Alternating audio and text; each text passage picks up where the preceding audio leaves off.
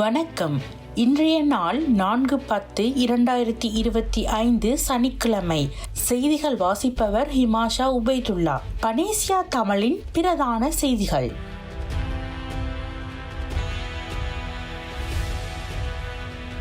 இலங்கையின் மொத்த வெளிநாட்டு கடன் தொகை $37 பில்லியன். மின் கட்டண உயர்வு தொடர்பில் 2 வாரங்களுக்குள் தீர்மானம். கருணையுள்ள சமூகம் கட்டியெழுப்பப்பட வேண்டும். ஜனாதிபதி அனுரகுமார திசநாயக்க. மனித உரிமை மீறல்களில் ஈடுபட்டவர்களுக்கு சர்வதேச தடைகள் விதிக்கப்பட வேண்டும். சிவஞானம் ஸ்ரீதரன் வலியுறுத்தல். அமெரிக்க ஜனாதிபதிக்கு இந்திய பிரதமர் நரேந்திர மோடி பாராட்டு.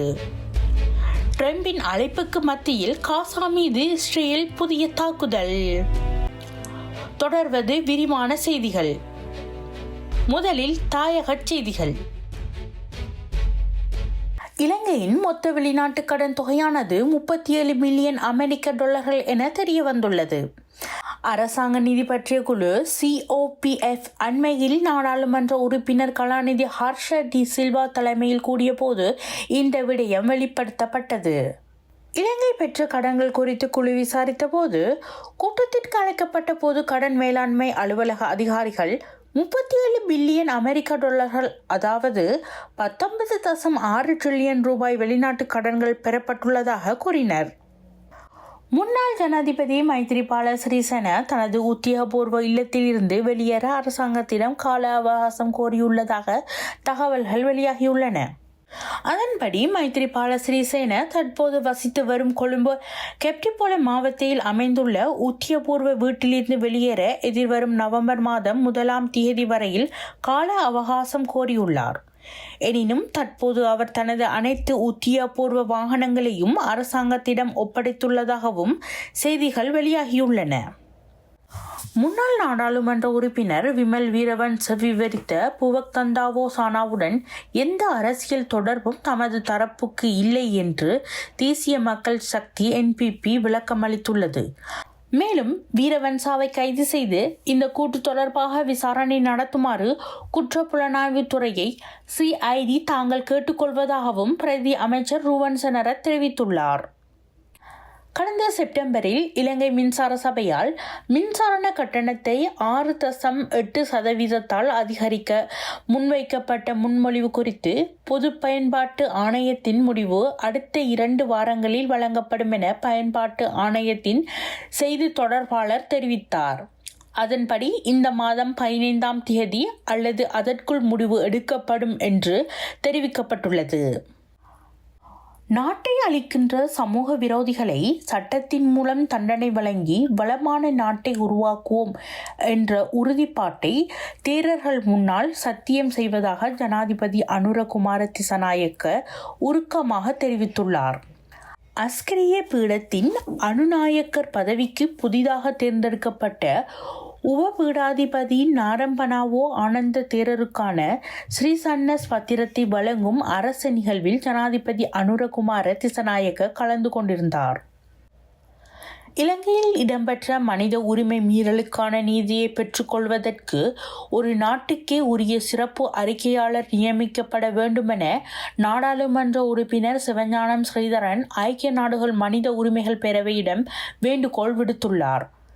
ஜெனீவாவில் இடம்பெற்று வருகின்ற ஐக்கிய நாடுகள் மனித உரிமைகள் பேரவையின் கூட்டத்தொடரில் கலந்து கொண்டு உரையாற்றும் போதே ஸ்ரீதரன் இவ்வாறு வேண்டுகோள் விடுத்துள்ளார்.